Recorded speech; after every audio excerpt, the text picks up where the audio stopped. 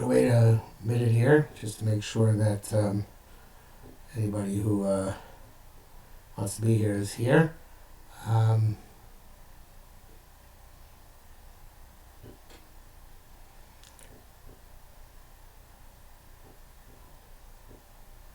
If anybody who's here could please note in the chat that you can actually hear me and see me. Appreciate it.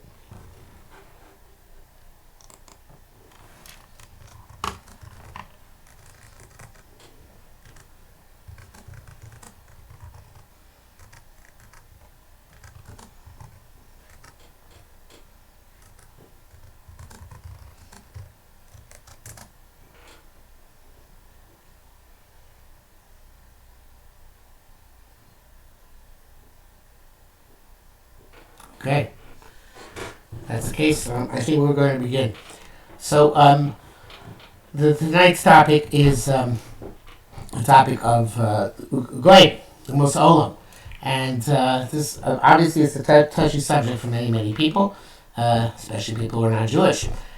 So this is something which began actually with somebody referring me to Reb Micha Berger's post, and I'll put that on the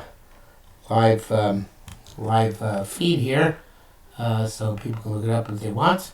And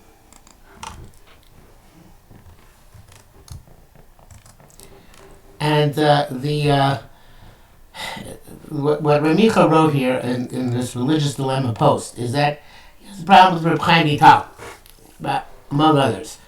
And I scroll down to the Reb Micha here, and it says, then I open the other citation. Reb Micha's Einstein Shar 39, Parak 3. It's really as extreme as I describe my hypothetical. Something I hope you would never want to find your own religion, in a book that is supposed to represent the school of thought that heavily shapes how you practice. And it says, V'huvaru kol behemos. All of the animals were clarified. Zulas behemos barei alf, except for the abominable snowman. And it weren't clarified. We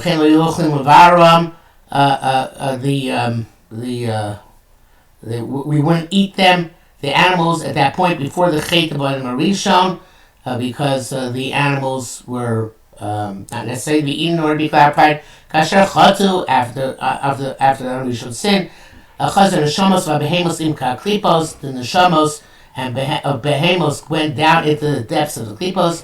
V'atolin neshamos besod mayim nukvin v'behem. Now the neshamos can come up by raising themselves up to Kodesh Baruch Hu.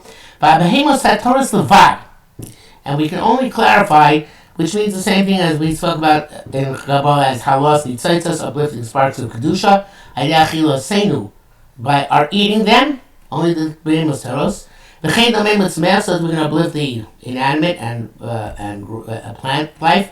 And the abominable snowman will eventually be clarified as well. The gamma plane, and even the behemos tameos. I am Perishus Pinchas Dafresh Mem. It was a question. This Chazir Tar Lasi Lavo. Not Tar Lasi Lavo, but this is an allusion to that Pontesh becomes Tar. And now you will know the nefesh behamit is the animal soul in the human being. What is? It's the Yetzer Tov and Yetzer which a person has. Now, important to note, the Yetzer Tov and Yetzer when Rabbi Salanter are the inclinations to be intellectual and inclinations to be emotional. So, even if a non-Jew only has the nefesh behamit, as it seems to be indicated here, the nefesh behamit sheba adam is not just ra, it's not just emotional, it has to also be intellectual, because obviously Yetzer Tov is something which reflects intellect and a higher aspiration. The Shmos Shel Goyim here is the kicker. The neshamas of the Goyim shlosh klipos are from the three klipos, meaning the three lower klipos, which cannot be uplifted. Those nitzotzos can't be uplifted in our day and age, in our world. Ruach Anon Va'esh, wind, cloud, and fire. Shekulam Ra, they're completely bad. V'chein behemoth chayes ovos meim, also animals not kosher. Ach nefesh behamit Yisrael, but even the nefesh behamit of a Jew, the nefesh ha-behamit, the behemoth chayes ovos termin, and the nefesh behamit of the animals in Shator, kula minoga, they're from the klipa of Noga, which is the highest of the klipas, meaning the one which is where the divrei Perishus optional activities are located, which can be done l'shem Shelamim, and then uplifting. Nekiyus speaks about the Shelamim. We don't have to go into that right now in order to understand what's going on.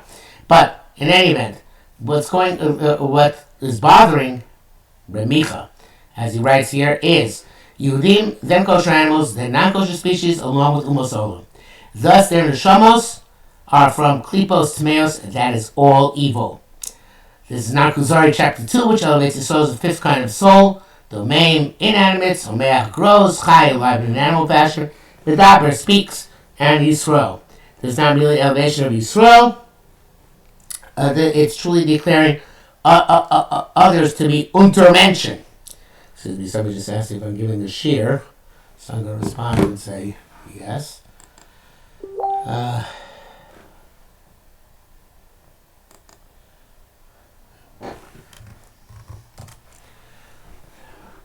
So the back to business.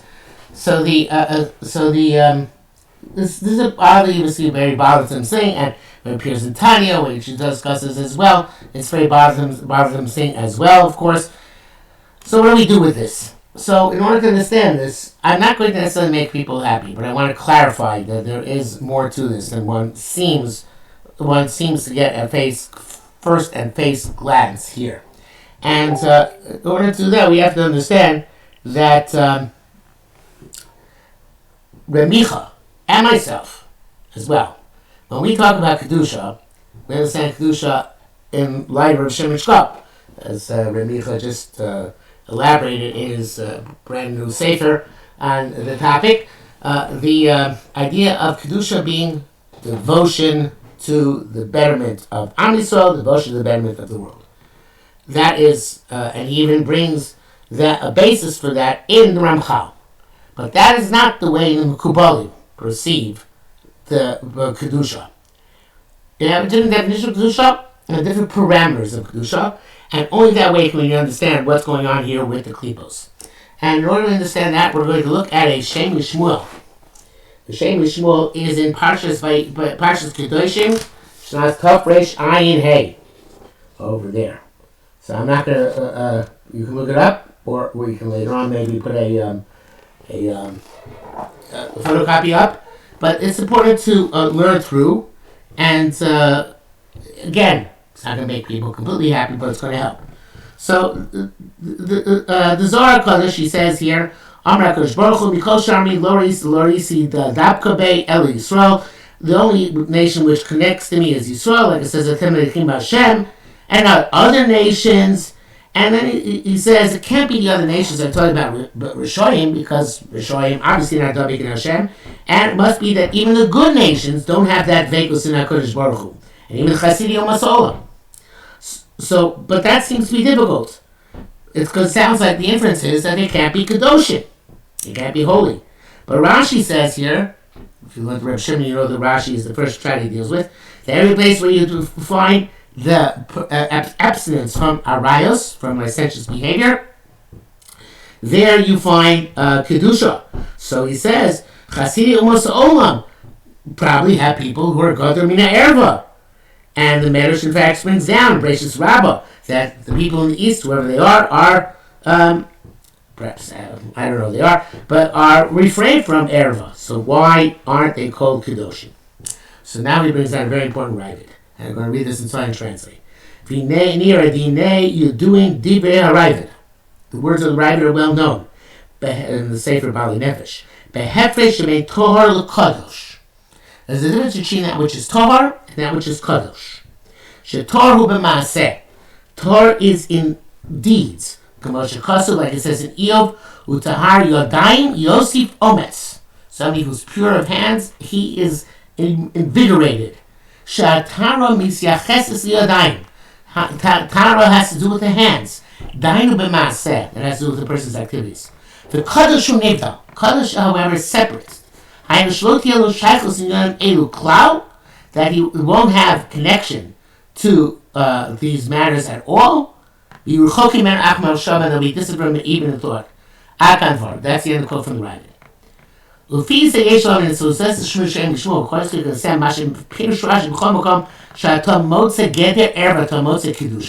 That which he says that everywhere we find the offense against erva, you find kedusha.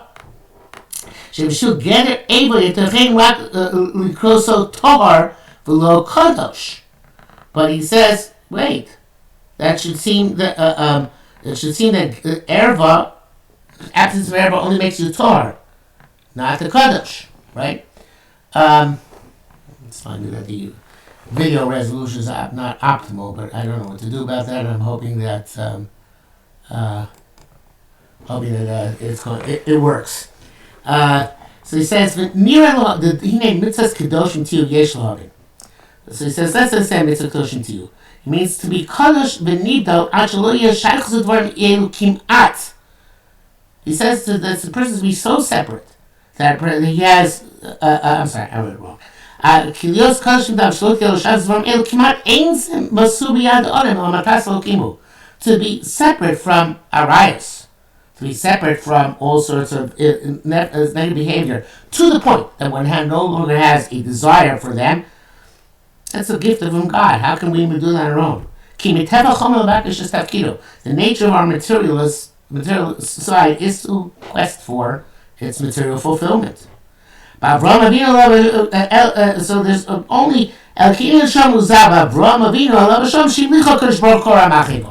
Avinu was able to have a Kodesh Baruch Hu be the completely in control. In other words, he would have a complete inclination to that Kedusha above and beyond automatically at that point in his life. So he says, so he says, we can explain this based on the Rambam, a famous Rambam in Hilchos Gerushin, prayer base. But Tam the Molokov so Hashemah wrote on me. And why does it work when we compel a person to give a get? He says, we compel him until he says Rotzani. He doesn't really want it. Shenefashos Yisrael. So there's a famous Rambam, because the Rambam goes mystical in us here. Shenefashos Yisrael etzem rotzim lasot utam kanon. The souls of Jews really want to do the will of their Creator intrinsically. El sheyesh govalem kochos hachomer. But they're those upon whom they have become, in which they become magnified, the powers of the material existence. And when we remove those material impediments, the kind of tinktum alev, from the person, by compelling him, by beating it out of him, and then we're left with the actual will. And therefore, since his will is to do deep down the Ratzon Hashem, if we just remove all the layers of distraction and of separation, we get it as will, and he truly wants to be Megarish, because Chacham say he should be Megarish. Or the same thing he says by Korban. If he asks me Korban, then we understand that he truly brings the Korban B'Ratzon Sholi. We can say analogous to do. Being Kedusha, in terms of Kedusha, the Jewish soul wants to become pure, holy. But the material existence pulls it to where it pulls it. This we have a mitzvah. Compel yourself. Even though it's not something which you find to be pleasant. Just to the point that you will not have a desire to do it. Just you don't want to eat fiery coal. Ibn Ezra, famous then is nation Azar. Ibn Ezra, very famous Ibn Ezra about the princess on the island surrounded by fire. Being an Issa Losachmod, that's how Losachmod works. Anything which seems to be impossible to obtain in the eyes of a person. Lo yachmoroso, he won't desire it. Just say he won't desire to have wings to fly up heavenward. And when the desire of the material existence goes away, shuv tisho'er etzem ha-nefesh v'tara, then the nefesh should be left with the purity, shebetzon liskadesh, with desire to become holy, and it won't have any desire for these things. So, if he skipping ahead, he says, this mitzvah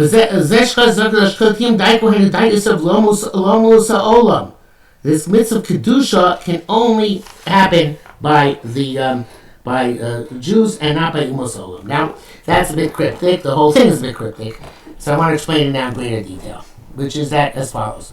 According to the Rabbi, Tahara is something which anybody can accomplish. And Reb Micha also holds that Goyim can come to Tahara because Reb Micha in the Shari Kedusha says a very, very, very important thing. Reb Micha in the Shari Kedusha in Shar Gimel, Chel Gimel Shar Zayin says, it's not him, he's quoting. Ineba Pasuk, Udvora Isha Neviah. Dvora was a prophetess. Tane Belio, very famous Tane Belio, is in Yalkut Shimoni. Meet Ani Elai Shamai Boris. I testify upon myself, heavens and earth. Ben Ish, Ben Isha, whether man or woman, Ben Goy, Ben Yisrael, whether a non-Jew or a Jew. I should stress that.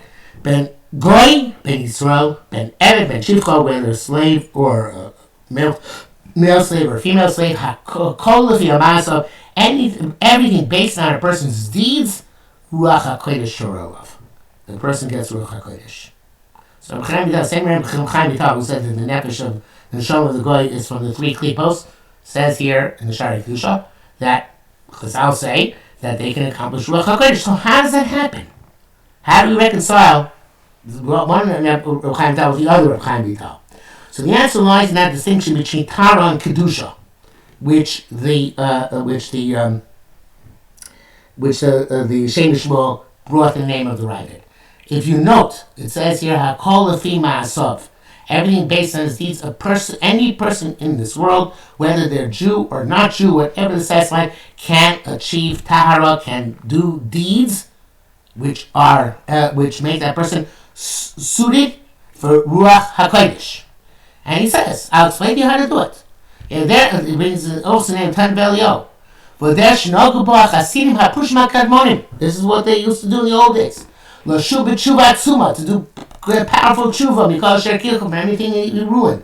Then do all sorts of positive things. And have perfect kavanah and davening. Basically, for the right reasons, with diligence. It's like an ox bearing a yoke. To the point that your strength is sapped. And diminish your luxuries, eating and drinking. And get at midnight or a little bit afterwards. And separate yourself from all bad traits. And separate yourself from all people. Even in idle chatter. And then make your body pure with going to the mikvah. And then you should meditate. And think about Yiras Hashem. You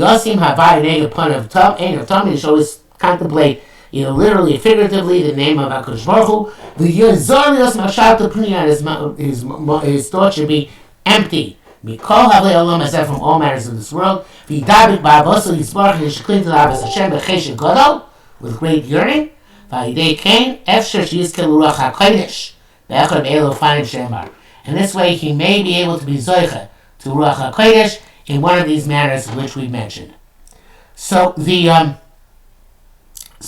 idea which the Shari Kedusha, Reb Micha is saying here, is that a person, by being mitaher himself, by working on himself as an individual, can come to the level of Ruach HaKodesh, of having divine inspiration, of having a greater perspective, of uplifting himself to the point, herself as well, because it's about Dvorah, to the point where they have special intuition which comes from a holy source, which makes them much more divine people and makes them righteous people. Actually, they are righteous. It's an icing on the cake for their righteousness.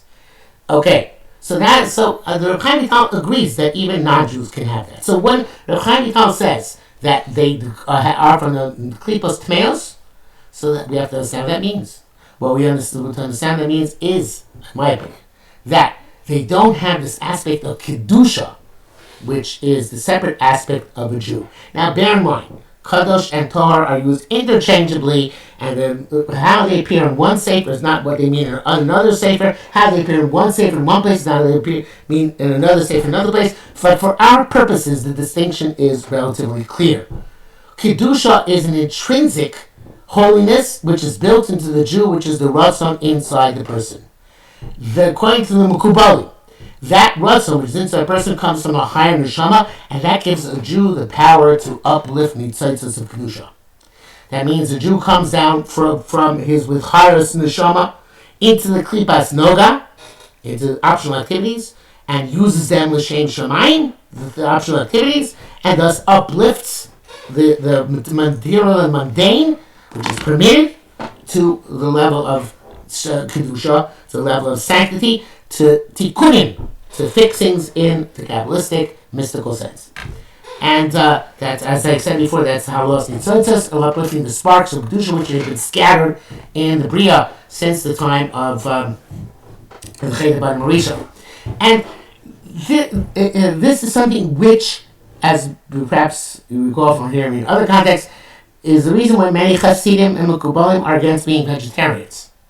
Because a vegetarian is not effective at being Ma'ala Nitzitzos, because they have, for every blade of, they can only eat individual blades of grass, or whatever they're eating.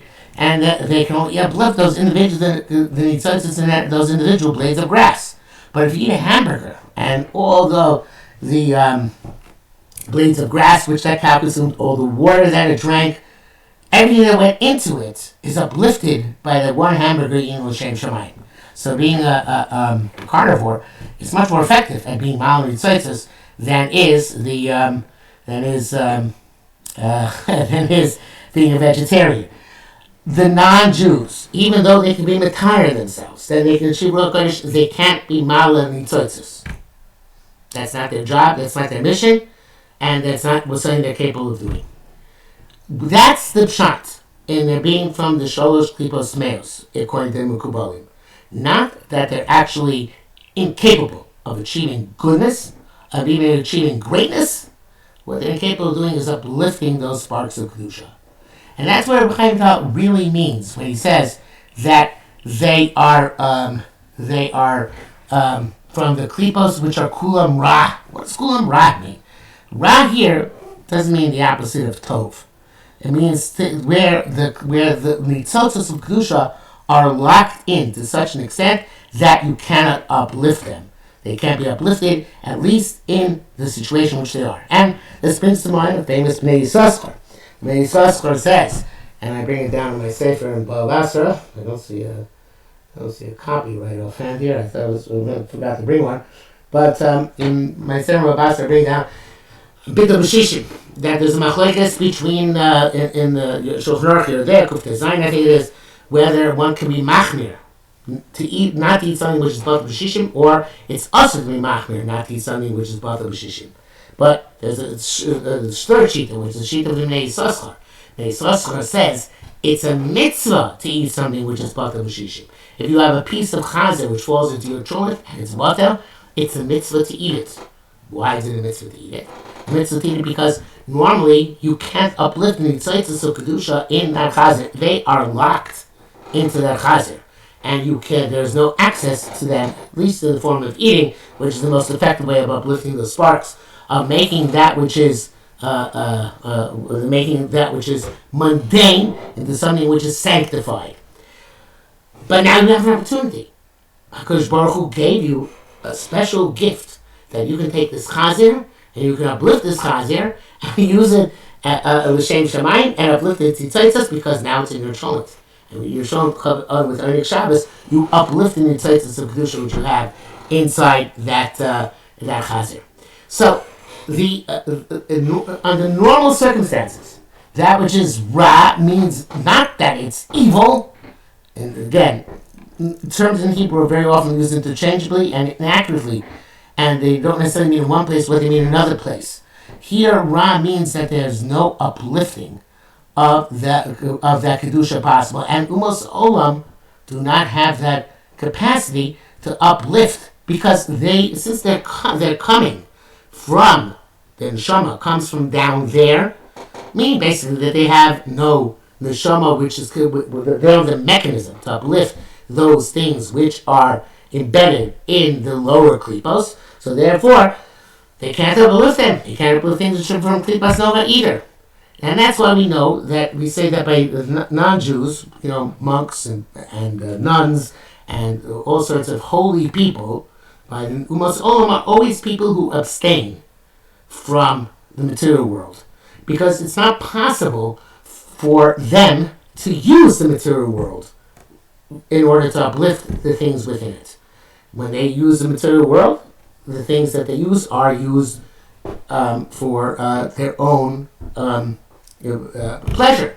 And that's why Ruchaim Vidal says also for Jews, you have to abstain. It happens to be that Jews have this capacity because of that neshama of Kedusha to uplift food, like in the case of Onik Shabbos, or in the case of a mitzvah, Simchas Purim. They can uplift those nitzotzos of Kedusha which are inside the food, and they can eat and drink the lachem also l'shem shamayim. That's true. That Kedusha, again, the capacity to be malin nitzotzos and use the food l'shem shamayim in the service of HaKadosh Baruch Hu and indulge l'shem shamayim. That's something which is given uniquely by the Jewish neshama, and it's even then. It's only you can't just assert, I am now going to go have a steak l'shem shamayim. Doesn't work that way. Most of us fool ourselves and think we're eating l'shem shamayim. Hogwash. We are. It's a good pun, or not pun. It's a good double meaning. But we are actually fooling ourselves and deceiving ourselves. A person who worked on themselves to the point that they diminish what they eat and they're careful what they eat, they can also indulge in Shem Shemayim. But most of us are not in that madrega, even though it's a potential madrega. We should never fool ourselves into thinking that we are. So the Umos Olam don't have that capacity. The indulgences for them are dangerous, and therefore they intuitively, when they want to be holy, separate themselves from these indulgences. And again, it does not. If we talk about the nomenclature which we're using today, they are capable of that great Taharah, which brings them to Ruach Kodesh. It's not the same thing as the Kedusha, which makes a person capable of uplifting, being malin nitzotzos. There's another point which I want to make in this regard, which is that there's interesting Gemara which says that if a Jew gives tzedakah amnash yichya b'ni, then he's a tzaddik homer. The person Jew gives tzedakah says his son should survive as a tzaddik because even if his son dies, he wanted to do it. He wanted the tzedakah. But the non-Jew, if the son doesn't survive, then he regrets having given the tzedakah. Now, it's not to be taken literally, but it is abstracted elsewhere. It says that everything the non-Jew does is legame ovid. He does for himself. So it's very strange. We know many people who are selfless, altruistic, even though they're not Jewish. And this is a very important point which was made today in a review article in Wall Street Journal about a certain secular book, that a lot of things which we think about whole groups of people dissolve when we make individuals. And even if we make a generalization about Umos Olam in general, it has nothing to do with the individuals. The individuals can be totally different than the generalization, which is the stereotype which applies to the group.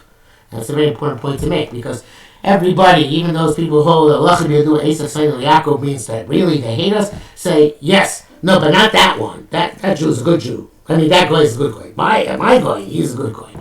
So the even Hitler had a good Jew.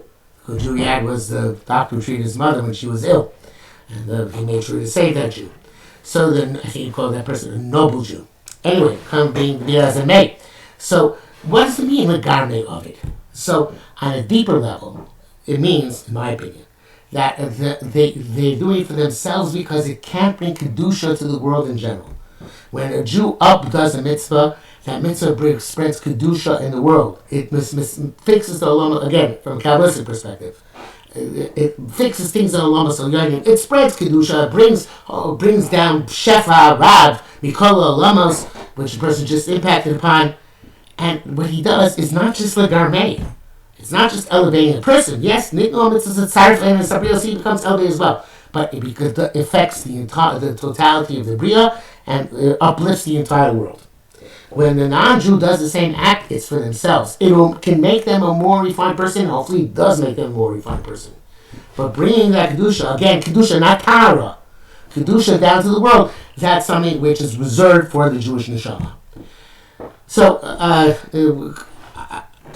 I didn't come today to make people happy. I don't know if I can make people happy, but I tried to, and this is just the beginning, and it was a very, very bekitzer explanation of what what to understand according to the Kabbalah. And even, I'll tell you, there are plenty of other sources which go both for and against the non-Jews, so to speak. The Ramchal Derech Hashem says, Lo Amabal, Lo Timtzaen Zula, Umos Zula Sisrael, Lo Amabal, only going to be Jews. Nefesh Chassidi Omos Olam, the souls of Chassidi Omos Olam, Tinote Metzius, they're going to have an existence, B'china Nosefes Minispachas, as something which is added and tacked on, Aisor Atzmam, Kilavush Hani Pal Adam, like garment, which is secondary to the person himself. So Ramchal holds the world, as a Mekubal, the world to come is a world of Kedusha, and Kedusha in not Taharah. And therefore, since the world of Kedusha, the only way the Ummos Olam are going to get there is somehow through some connection to the Jews who have Kedusha. That's not necessarily the case. There are other opinions. But that's how the Ramchal sees it. On the other hand, the Sfarnu says, the plus recently school in Kolamin, and Shmos Yutes Hey, that Alpha Bishakol, the Kodesh Baruch Hu says, recently school in Kolamin, you're going to be especially Alpha Bishakol Hamina Anoshi, your Koretzli. Because yes, and even though the entire human race is precious for me. Because the human race is the intent of creation. Like Chazal say that a man is great in that he is created b'tzelem. But you're going to be treasured by me for above all of them. Because for me, to me belongs the entire world. But this isn't the quantity. I'm not because everybody is precious to me. The entire land. And the pious nations of the world are precious to me without any doubt. So you have in the literature sources which go one way, sources go the other way. I think in terms of Tara, everybody agrees. In terms of Kedusha, that's where we have the differences of opinion. And the Reb Chaim Vital, in the one place where it says that the Neshamas are from the Klipos, is talking about in terms of Kedusha, in terms of being Mal and Nitzoitzas, in terms of unlocking things which are capacities and potentials, which are embedded mystically in substances in this world. Whereas in terms of Tara, in terms of aspiring to make a person to become a good person, a better person, a refined person, a Selam Elokim, a noble person, that I don't think anybody disagrees that Ummos Olam are capable of accomplishing. They become the Hasidic Ummos Olam, and they are, according to the Sfarnu, Yikarim Etza HaKadosh Baruch Hu, precious HaKadosh Baruch Hu, believe something without any doubt. We'll stop here for this evening.